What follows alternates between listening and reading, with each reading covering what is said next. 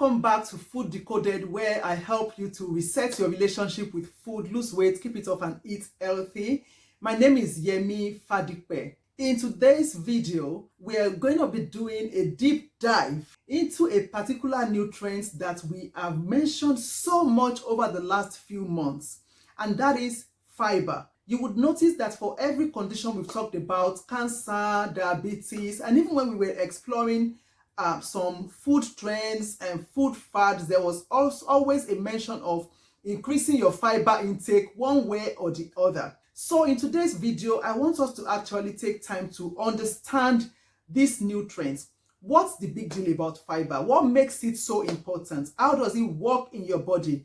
What are specific food examples of fiber? And let's share some tips on how you can be creative about increasing your fiber consumption. If you haven't subscribed to this channel, do so right away, because there is always something really useful that you can take away or that you can share with your friends and loved ones. So what exactly is fiber and what's the fuss about? Fiber is actually a type of carbohydrates. Oh yeah, it's a type of carbohydrates. It's just that it is a type of carbohydrate that the body cannot digest. Your body cannot digest fiber, so it goes through the body undigested. Because of that, unlike other carbohydrates or starchy carbohydrates, fiber doesn't get broken down to glucose in your body system. As such, it helps to control your blood glucose level, it helps to keep you fuller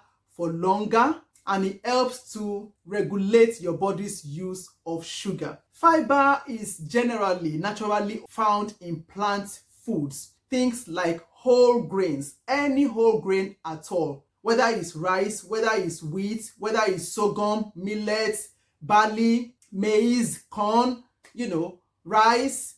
All grains always have fiber naturally.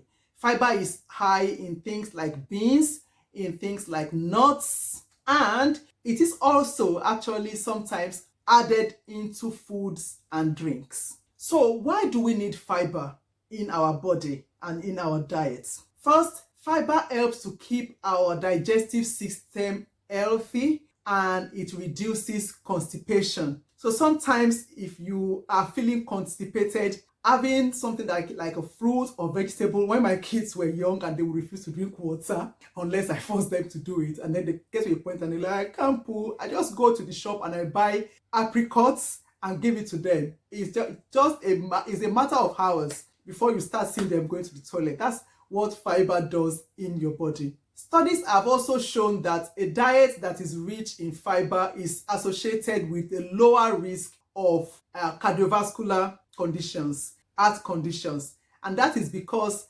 fiber reduces cholesterol. It does that by actually binding to cholesterol, in the blood stream. High intake of fiber also reduces your risk of type 2 diabetes, especially because of what we said earlier, because fiber cannot be broken down to glucose in your body. So when you're eating more fibrous carbohydrates instead of starchy carbohydrates, you are actually reducing your risk of type 2 diabetes. Thirdly, fiber has been associated with a lower risk of bowel cancer, and that is because it helps food to move more quickly in your gut. It gives you a good bowel movement. Remember, when food moves quickly in your gut and you're not constipated, what do we say? We say you have a good bowel movement.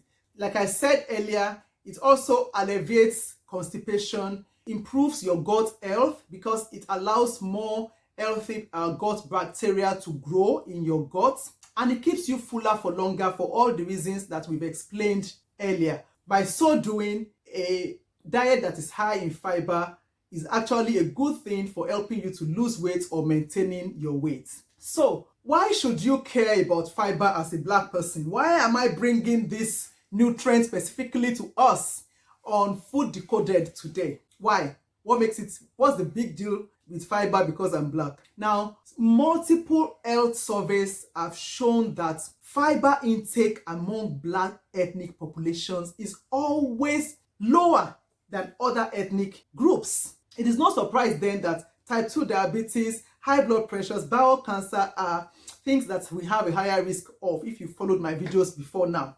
Because all of those are things that fiber helps to lower the risk of. Surprisingly, Sub-Saharan Africa, the Caribbean, is actually naturally home to some of the best grains that we are asked to consume to increase our fiber. A lot of the things that they call superfoods, super grains for us, are actually native to the Caribbean and to Sub-Saharan Africa. So why is our fiber consumption the least compared to other ethnic groups? The answer is simply down to our food preparation techniques. If you look back to how we process and prepare our food traditionally, a lot of our techniques are actually focused on the removal of fiber from the food. For example, when we make ogi, akamu, or pap, you blend the maize and then you actually sieve it, wet milling and sieving. And if you remember that process, you will know that what we take out of it and dispose is actually the fiber. When we process cassava into gari or fufu,